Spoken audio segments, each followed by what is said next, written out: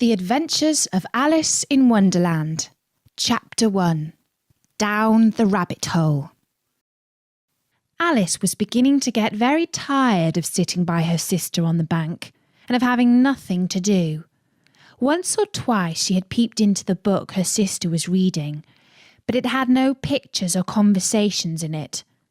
What is the use of a book, thought Alice, without pictures or conversation?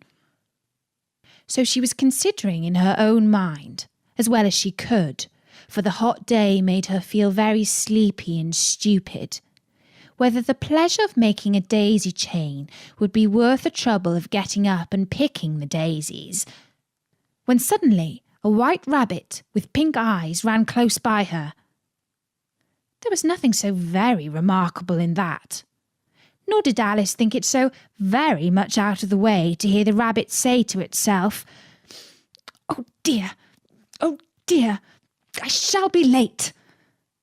When she thought it over afterwards, it occurred to her that she ought to have wondered at this. But at the time, it all seemed quite natural.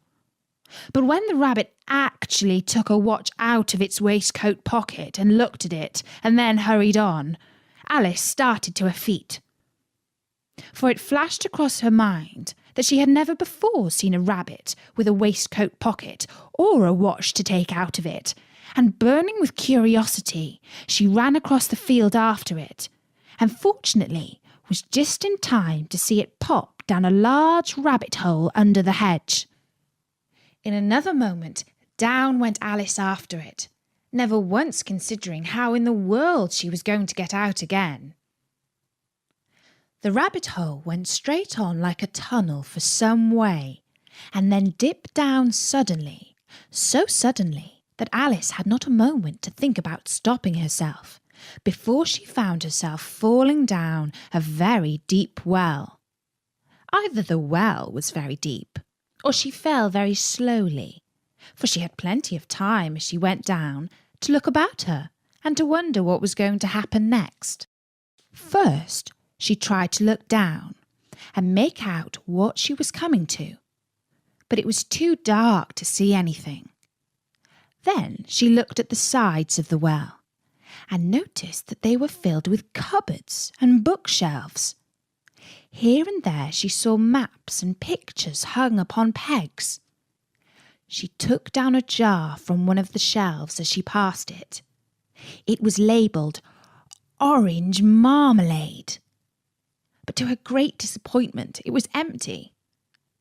She did not like to drop the jar for fear of killing somebody, so managed to put it into one of the cupboards as she fell past it. Well, thought Alice to herself, after such a fall as this, I shall think nothing of tumbling downstairs. How brave they'll all think me at home. Why, I wouldn't say anything about it, even if I fell off the top of the house, which was very likely true.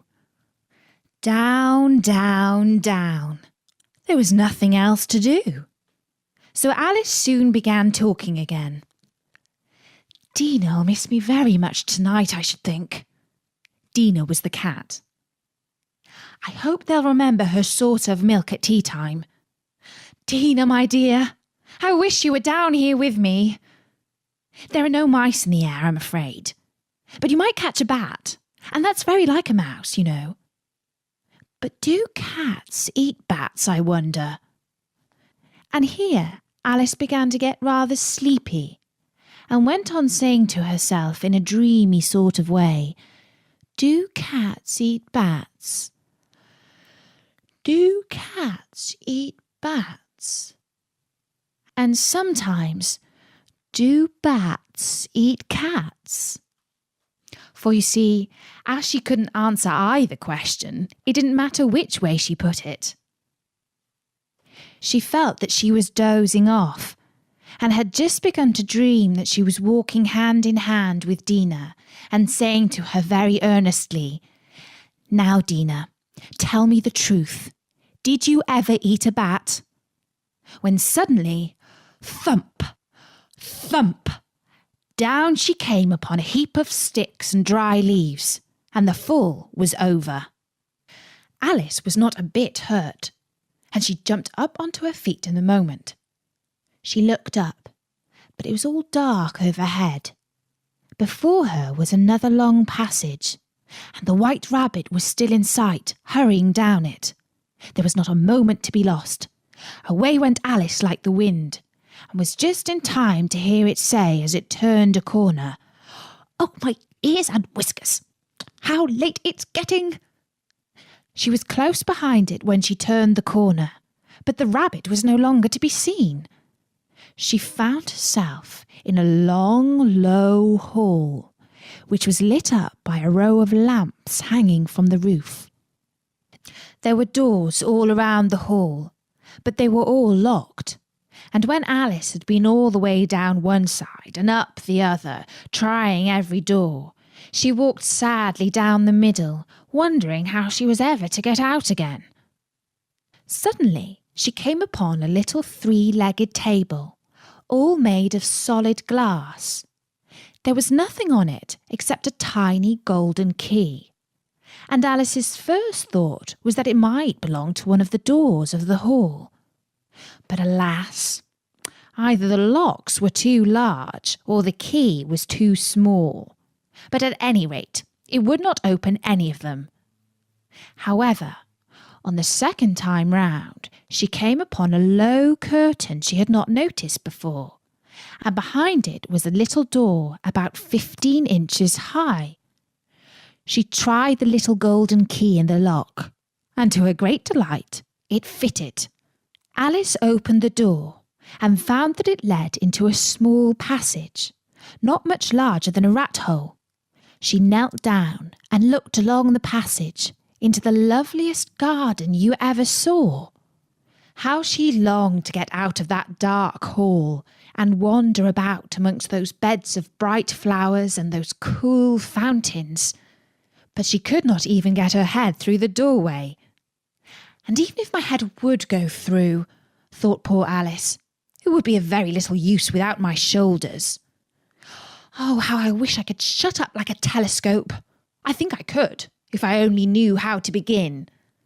For you see, so many out-of-the-way things had happened lately that Alice had begun to think that very few things indeed were really impossible.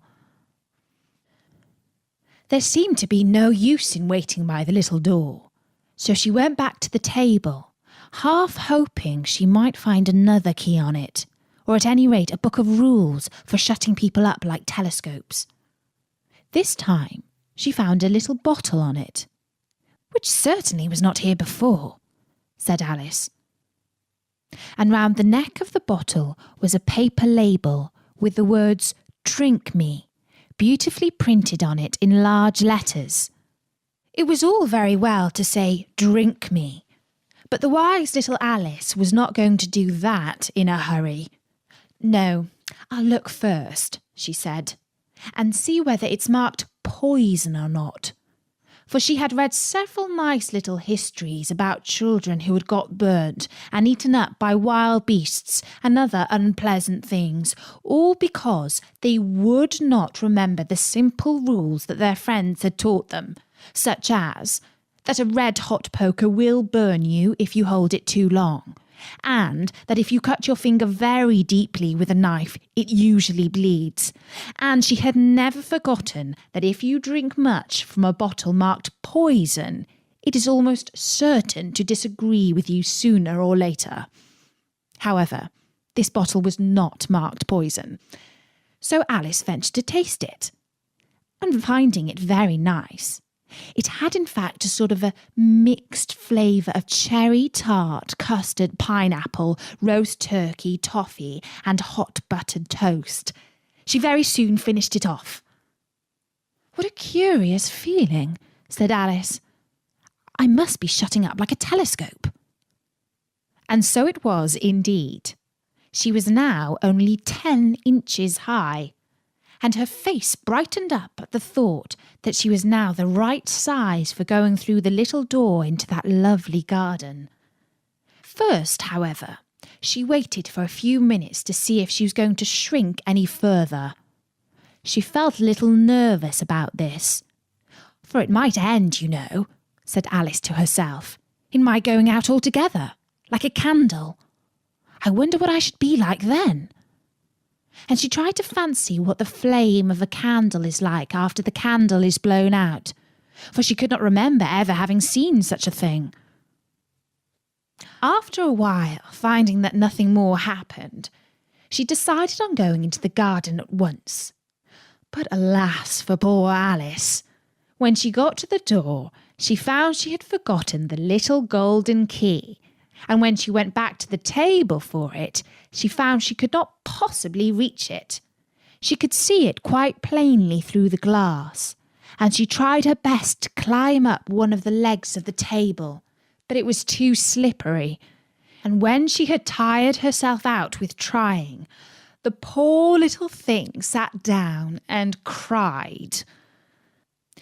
"Come, there's no use in crying like that," said Alice to herself, rather sharply.